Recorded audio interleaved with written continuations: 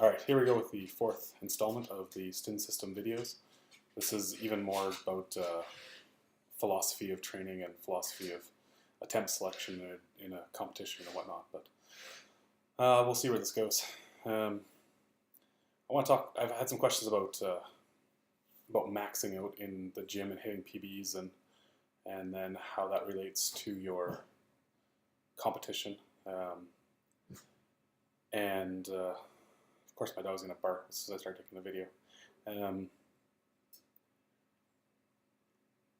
I had someone ask why the weights were so light in the program and how they know how strong they were in a competition, which just seems crazy to me.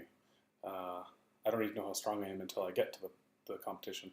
Training just trains for the competition, and so in our training we very rarely go over an opener, maybe to a second attempt, but that's more of a mistake than anything. For example, I just competed at the Nationals last weekend, and I squat 390, bench 275, and deadlifted 338. And the heaviest I handled in training was 370, which was my opening squat. 265, I think is the heavy one on bench, which was my opening bench. And I deadlifted the 330s, which was about 5 kilos over my opening deadlift. So none of which were even a second attempt weight. So I don't need to know where my second attempts might be before I get to a meet, because everything changes on meet day. If I'm psyched up at a competition, things move better. If I had a long week before the competition, training or coaching, then things might move worse, right? So an opener is simply a number that I think is safe, but may not be. Rhea, my wife, was planning to open squat at 220 on equipped competition, but because she had just done the raw competition 2 days before, we ended up having to drop it down to 210, and she only squat 223, which was just over her original planned opener.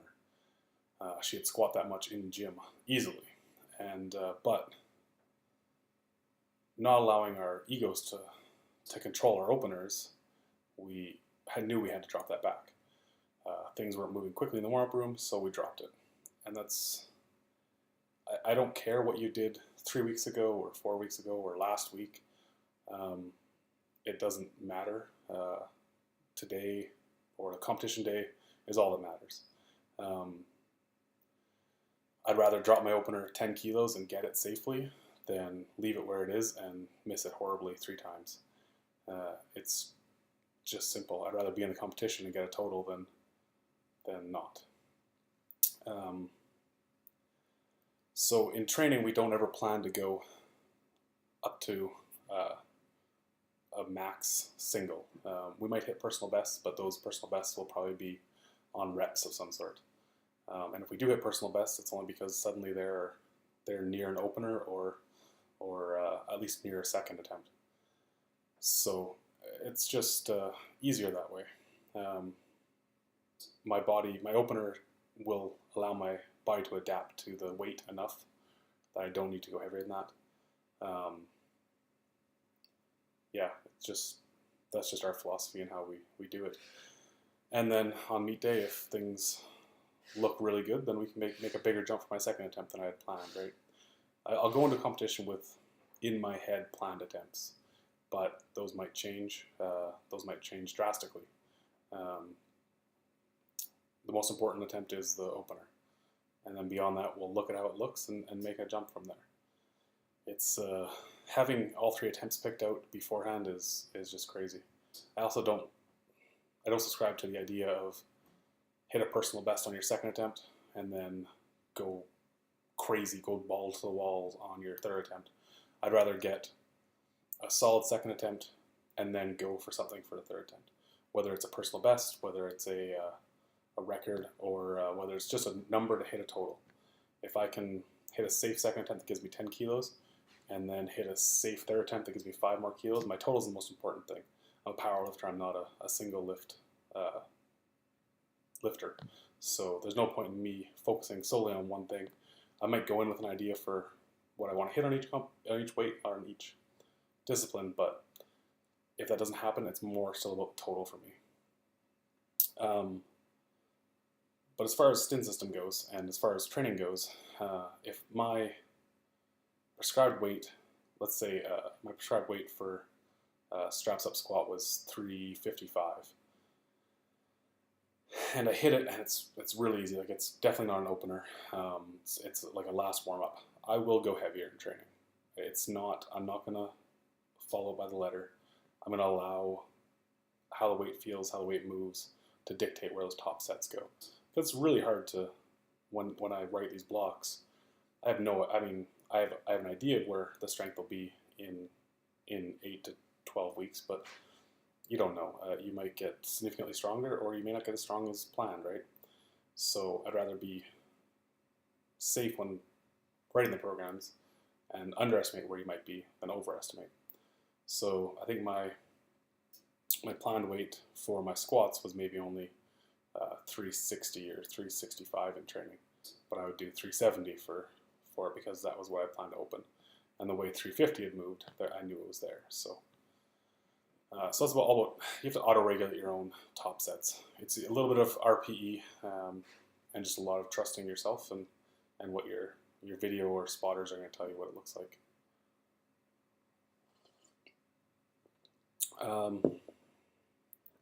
That's about all I wanted to talk about today. I also want to talk a little bit about training volume and ideal training volume, or training frequency at least. Johnny Candido put out a video a couple days ago about ideal training volume for different levels of lifters, and I think he hit it pretty on the head. Training volume is very personalized. A lot of people will swear by 3 days a week, 4 days a week, and do very well with that. There's guys down in federations that squat heavy only once every 2 weeks, right? Whereas we squat fairly heavy twice a week. And that's not to say they're doing it wrong or we're doing it wrong. Your body adapts.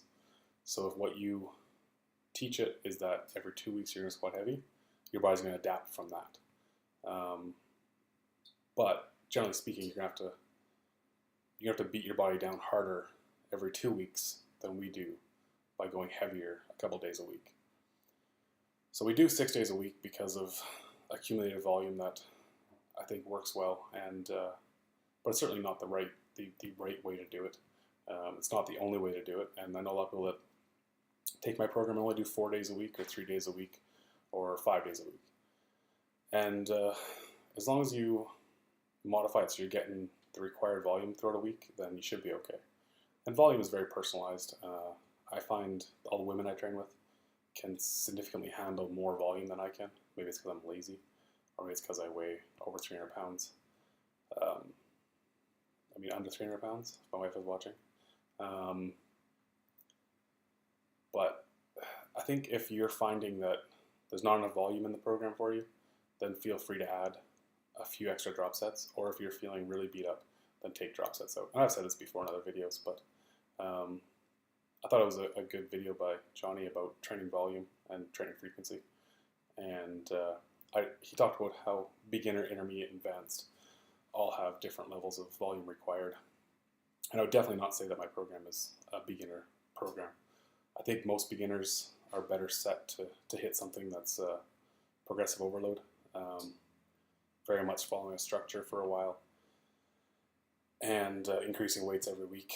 I think it's even more important for beginners to almost ignore percentages, percentage-based programs, and just do prescribed sets and weight and reps for a heavy weight, a good weight that fits for them, because most beginners will gain strength so much faster than an intermediate or advanced lifter that holding them back with percentages is just going to limit their gains, in my opinion.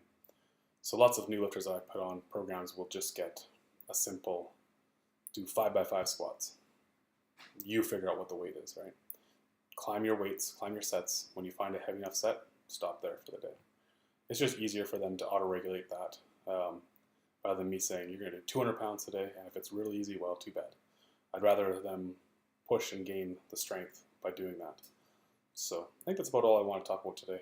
Keep it a little shorter. I've rambled enough in some of my other videos. So thanks for watching. Maybe I'll make some more of these. And yeah, time to go eat some chicken.